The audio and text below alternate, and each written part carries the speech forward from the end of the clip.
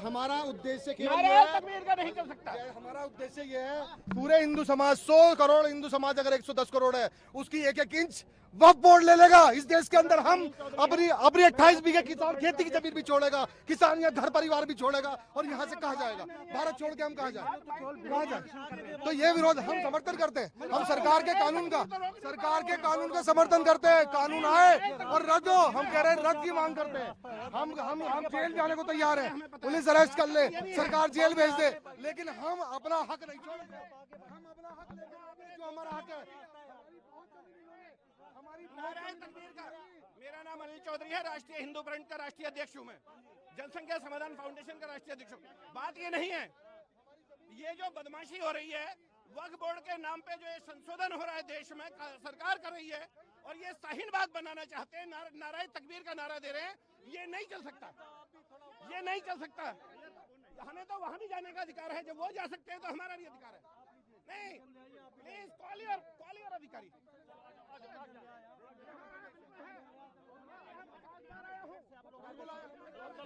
हम हनुमान चालीसा ही पढ़ेंगे, अभी यहाँ हनुमान चालीसा ही पढ़ूंगा, पढ़ूंगा, क्यों नहीं पढ़ूंगा, विरोध करूंगा। सरकार का विरोध कर रहे हैं, हम भी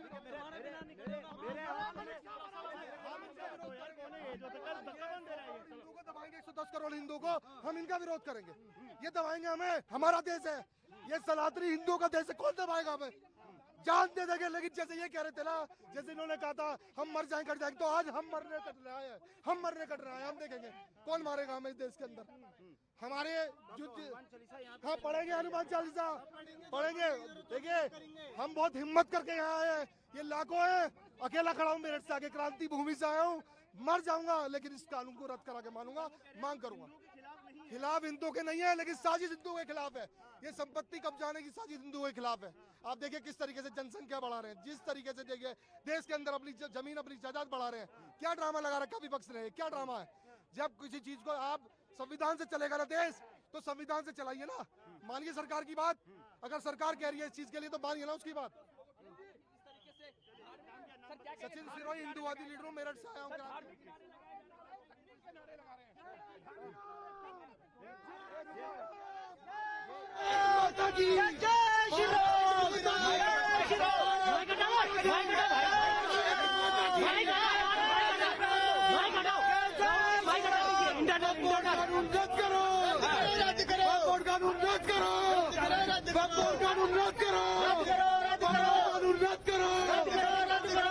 के सम्मान में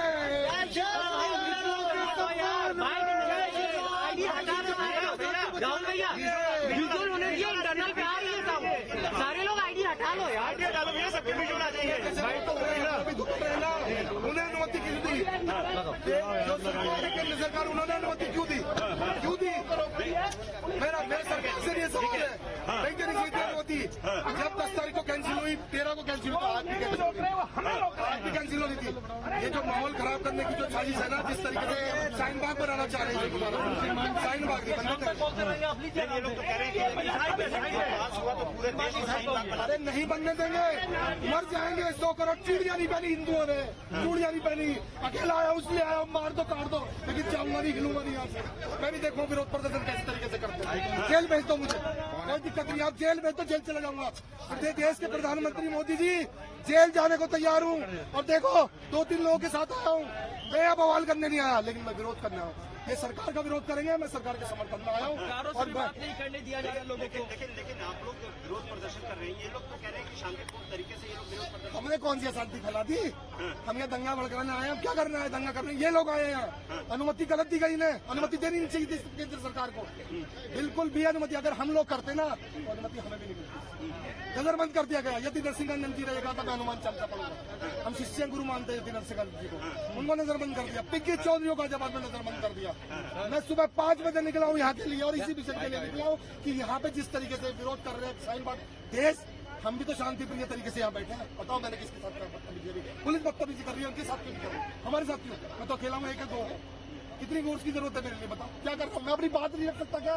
इस देश की आवाज नहीं उठा सकता मैं? तो नहीं, आप रोने भी लगे, आप क्यों रो रहे हैं?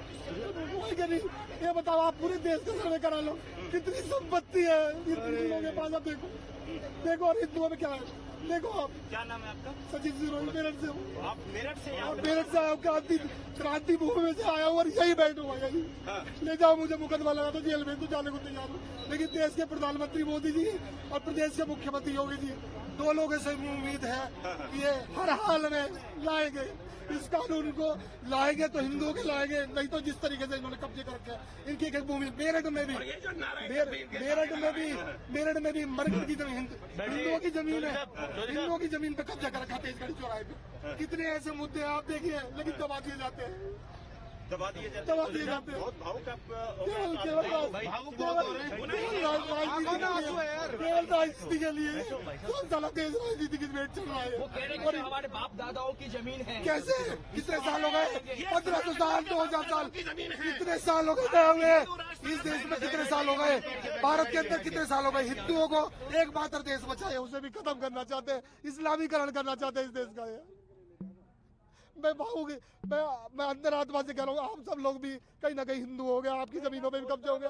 आप 5-10 साल में, मैं हिंदूवादी संगठन से हूँ, मेरठ में जो भी मुद्दे होते हैं मैं उठाता हूँ। आज मैं दुखी होकर आया हूँ, जिस तरीके से मैंने फेसबुक में मैसेज देखे थे इनके, बहुत कत्लेआम, क्या कत्लेआम मचा देंगे, कितनों को मारेंगे, क्या है ये, है क्या, इस साल केवल जिहाद है, पूरे देश में जिहाद फैला रखा है इन लोगों ने, बताओ कहाँ नहीं फैला रखा। तो कब तक आप धरना प्रदर्शन पर? देखिए मैं बैठूंगा जब तक ये बैठेंगे, आज मैं नहीं उठूंगा, पुलिस ले जाए मुझे। देश के प्रधानमंत्री जी कोई दिक्कत नहीं, मुझे जेल भेज दो, मैं हर चीज के लिए तैयार हूँ, लेकिन हिंदुओं के लिए, जो अपने धर्म के लिए मरने को भी तैयार हूँ, मर जाऊंगा। लेकिन आज मैं विरोध जैसे ये कर रहे सरकार का, ऐसे मैं भी करूंगा, विरोध करके मानूंगा, विरोध करूंगा। जिस तरीके से पुलिस रोक रही है ना, ये गलत तरीका है पुलिस का। पुलिस उन्हें रोके ना, किस चीज का डर है पुलिस को, कि भारत के अंदर हम मर जाएंगे।